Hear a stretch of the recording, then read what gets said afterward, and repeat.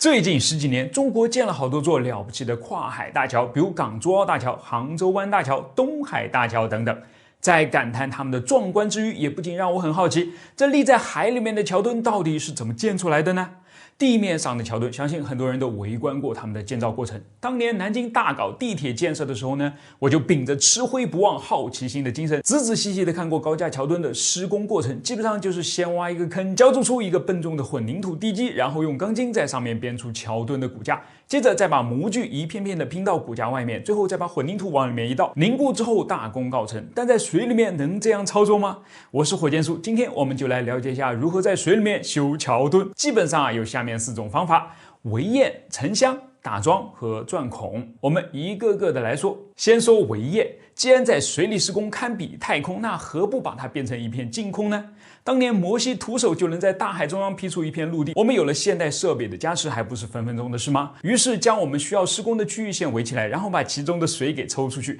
让这里干干爽爽的，不管是机械还是人员都可以大展拳脚，这就是围堰了。而且在大多数情况下，使用最简单的土坝就可以创造出这片水中的净土了。只不过由于土壤是会透水的，所以抽水泵必须要始终保持作业，否则第二天眼睛一睁，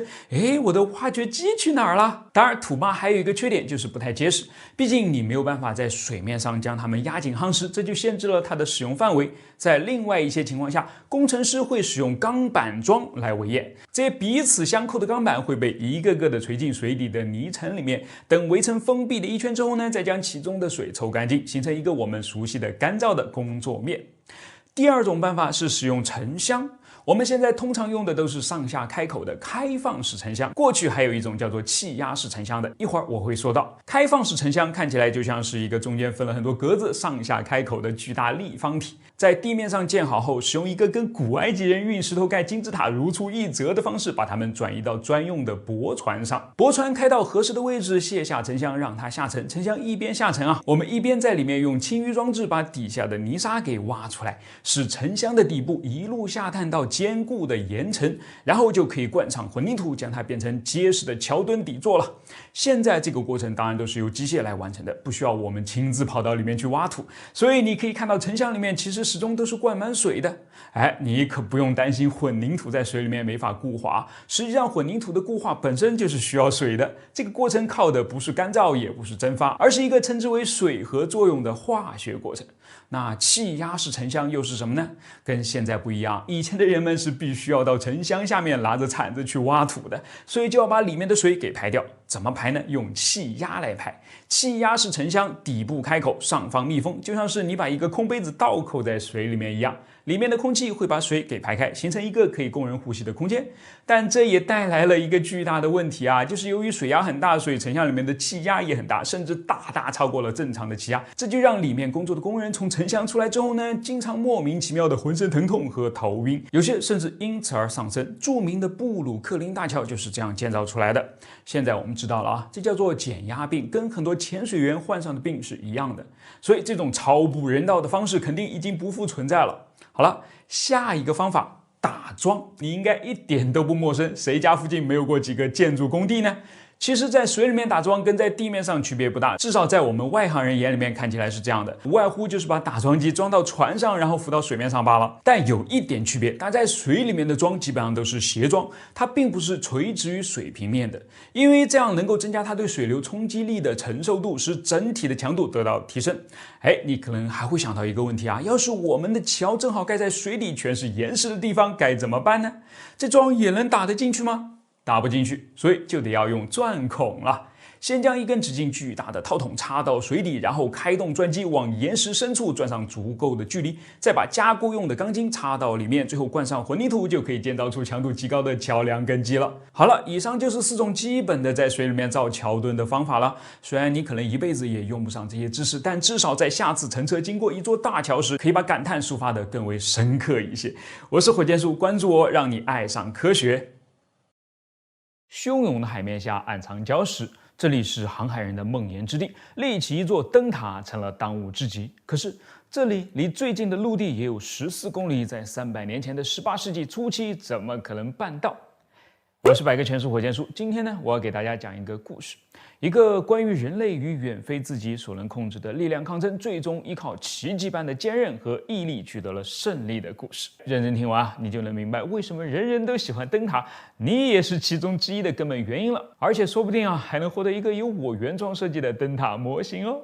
好，现在就让我们开启时光机。虽然灯塔的故事最早可以追溯到2000多年前，在非洲北海岸拔地而起的亚历山大港的法罗斯灯塔，但现代灯塔呢，还是要从18世纪初的爱迪斯通灯塔说起。首先，它是这个世界上第一座完全被大海包围着的灯塔。其次呢，它不是一座灯塔，而是4座，是在200年时间当中先后立起来的4座灯塔。最后啊，由他开创的造塔方式几乎影响了每一个后来者，所以我们只需要讲它就足够了。第一座爱迪斯通灯塔开工于1696年的夏天，由亨利·温斯坦利负责建造，所以呢，又可以叫它温斯坦利灯塔。温斯坦利是谁啊？你可以把它认为是现在非常流行的密室逃脱的鼻祖了。生于17世纪英格兰的他呢，从小就痴迷于各种机械装置，后来直接就把自己的家改造成一座类似密室的公共游乐园，里面布置了大量的新奇玩意儿，有恐怖的鬼影幻象，有捉弄人的椅子，有装着发条就能够自己演奏的管风琴，甚至还有你点什么就会出什么饮料的水龙头等等。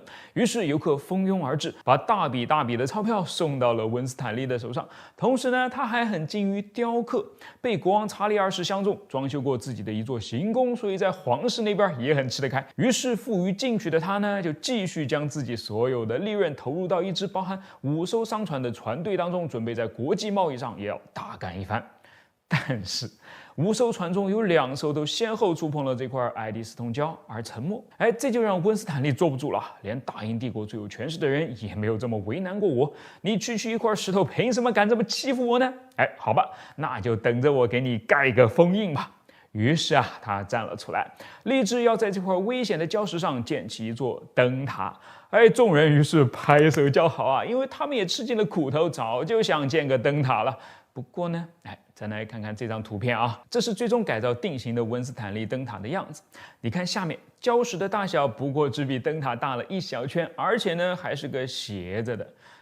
这就是这片郊区唯一一处可以支撑建筑物的地方了啊！一个大约只有1半网球场面积的平坦斜坡，在这里施工不是傻子就是疯子。温斯坦利显然是后者嘛，他是这么做的啊。第一年夏天，他和工人一起，每天先花6个小时从普利茅斯划船前往这块礁石，回去呢又要再划6个小时。你算算看啊，一天24小时，他们光是划船就去掉一半了。然后根据温斯坦利自己的记载啊，由于潮汐或者天气的原因，能够在礁石上施工的时间呢短之又短，再加上它离海岸实在是太远了，很多时候都已经滑到这儿了，却发现根本就没有落脚的地方，白白费去了很多力气。最后，礁石实在是太坚硬了，而他们手上的工具呢，却只有铁镐和锤子，哪怕在这儿想要敲出一个凹痕都非常艰难啊！整个夏天过去，他们的全部劳动成果就是在这块岩石上凿出了一圈共计12个石洞，并且呢，在里面插上了长铁条而已。换作现在，大概也就是1个下午的工作量吧。好了，到了第2年夏天，依靠那一圈铁条啊，他们终于在礁石上建成了一个圆柱形的石座。这些大块的石头呢，是他们费劲的从陆地上运过来的花岗岩，然后用简易的人字形起重架呢转移到工地上的。期间还发生了一段趣事。当时英国正在跟法国交战，有一天温斯坦利的灯塔工地呢，突然就被一艘法国的武装船给袭击了。他们绑架了温斯坦利，并把他作为俘虏带回了法国，献给了国王路易14。路易14一看呀，上天在眷顾我，居然把这么个天才工程师送到了我的面前，于是便开出了天价，希望温斯坦利为自己工作。但温斯坦利是缺钱的人吗？不是嘛。他坚定地回绝了这位法国国王，而路易14转念一想，既然你不能为我工作，但至少可以帮我做一波公关嘛。于是大度地下令将这位工程师送回工地，好继续他的善举，同时高傲地宣布，咱们法国虽然与英国人交战，但是却绝不与人性为敌。看这处理得多漂亮，值得咱们好好学习啊。接着来说建塔，这第2年就过去了。到了第3年啊，由于基本构架已经完工了，所以就有了遮风挡雨的地方。虽然极不舒服，但至少工人们可以吃住在工地上了，省去了每天往返的12个小时，有了更多的时间工作了。于是进度马上就上来了。再加上上层建筑呢，基本上都是木结构的，所以到了这年冬天啊，一座高达18米的八角形灯塔便耸立了起来。11月14日，温斯坦利终于点亮了灯饰中的60支油纸蜡烛，一时兴奋上了头，夸下了海口，说这座灯塔将永远立于世界艺术珍品之林。但他忘了大海不喜欢浮夸的设计，只筛选0706年动工了。它在结构上有2处改动，一个是负责工程师认为就是由于浮夸的外形导致了前任被毁，所以这座灯塔的外观一定要是简洁光滑修长的。第2个改动是为了让灯塔具有更高的抗风能力，一根粗壮的橡木桅杆被立在了灯塔的中间，其余的建造过程基本就没有什么变化，依然还是那么的艰苦原始。这座灯塔屹立了大约半个世纪，挺过了无数风暴，但是却没有挺过自身的烛光。1755年，灯饰失火，迅速烧光了整座灯塔的木质结构，连金属构件都受热变形了。于是再次重建的工程紧急启动。这就是第3座由约翰·史密顿负责的史密顿灯塔了。他对后来者影响巨大。史密顿天生热爱机械发明，很早就以善于发明各种仪器而闻名伦敦，比如高温计和领航仪等等。年纪轻轻就当选为英国皇家学会的会员，还在这个令人敬畏的机构当中发表了关于水车和风车运行的数学原理的演讲，更是欧洲启蒙运动的代表人物之一。实际上，他的地位等同于同时代美国的本杰明·富兰克林和法国的百科全书编著者。要是放到现在的话，应该就是跟那些科技企业大佬的总和差不多吧。所以他一上来就做了一个惊人但却是十分重要的决定，造一座100%的石塔。1756年的8月，在施工队召集完成之后呢，史密顿的灯塔正式开建了。他的方案是这样的首先，在礁石附近锚定一艘较大的捕鱼船作为施工队的临时浮动营地，从而解决了每天往返陆地和礁石之间的麻烦。其次呢，在陆地上选中一处石场，在这儿将每块石头都精确地加工成带有燕尾隼的形状，随后把它们运到礁石上。到了礁石，史密顿会使用他自己所设计的一种升降设备来把这些石块呢吊到工地上，然后沿着设计好的环形路线把它们相互榫接在一起，在水平方向上形成一圈不可移动的坚固整体。垂直方向上呢，则用到了从造船上引入的技术，利用大理石暗榫和大木钉来将上下2层石块结合在一起。当然这其中还少不了砂浆的粘合了。就这样，在花了3年多的时间往礁石上运了1500个石块后，这座重约1000吨的石头灯塔建成了。一如史密顿的预料这座灯塔存在的时间甚至超过了其生下的礁石。19世纪70年代，在屹立了1个多世纪以后呢，这座灯塔的结构依然坚固，但是塔基下面的礁石却扛不住了。在经过海浪长期的侵蚀之后呢，形成了一个空洞。于是史密顿灯塔只好被迫退休了。第4座爱迪斯通灯塔被立了起来，如今依然还在那儿。这张照片中旁边那个矮一点的桩子呢，就是史密顿灯塔残留的塔基了。当然，这可不是他留下来的最重要的东西，他留下来最重要的是建造灯塔的原则了。后来那些十分著名的石头灯塔，基本上遵循的都是跟史密顿一模一样的方法。我们再来总结一下：石块在陆地上的一个石场中备好，用船运往建塔的礁石，抵达后再用某种吊机或者绞车吊到工地上，然后将石块沿环线层层向上垒砌，围成一个底下塔基实行上层塔身中空的石塔，其内部的空间用作储藏室和住处。在垒到一个令人眩晕的高度之后呢，封顶安装上金属和玻璃制成的灯饰和穹顶之后，便可以启用了。只不过随着时间的变化，建塔的工具有所升级而已。比方说，把锚定在礁石旁边的浮动营地变成了立在灯塔旁的一座铁皮工房，稍微增加了居住的舒适度，同时呢，也提供了一个可以维修工具的车间。比方说用蒸汽船来代替人力划桨，用炸药来更快的移平地基，用气动着烟机淘汰掉铁镐，用潜水服和氧气瓶让潜水员也能够成为灯塔施工队的一员，等等等等。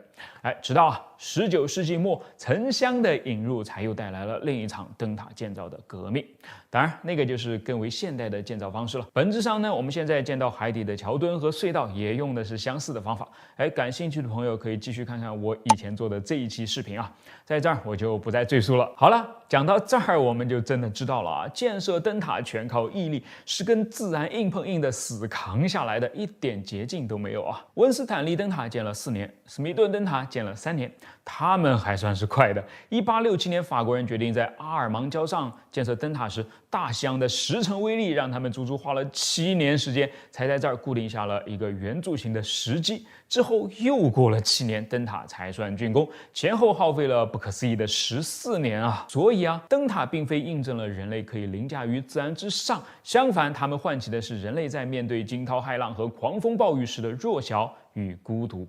正是这种弱小与孤独，才直中每个人的内心，让灯塔的魅力呢永不衰退。好了，故事结束，我也通过给大家讲这个故事啊，完整的把灯塔了解了一遍，算是给自己的好奇心做了一个交代，同时还顺手做了这么一个好的模型。它的原型是1887年在英格兰西利群岛立起来的第3座毕晓普礁灯塔，你看啊，是可以点亮的哦，还可以给它换上不同颜色的灯。实际上啊，不同颜色的灯光和不同节奏的闪烁呢，正是每个灯塔所独有的身份标志之一。它们有助于帮助水手正确的识别它们到底是离哪一座灯塔更近，所以说呢，就可以在大海上找到它们具体的位置了。把这样的模型灯塔放在书桌上啊，非常文艺哦。送一个给你吧，点赞、转发、评论，说的最精彩的那一个，它就是你的了。我是火箭叔，关注我，把不一样的科学故事讲给你听。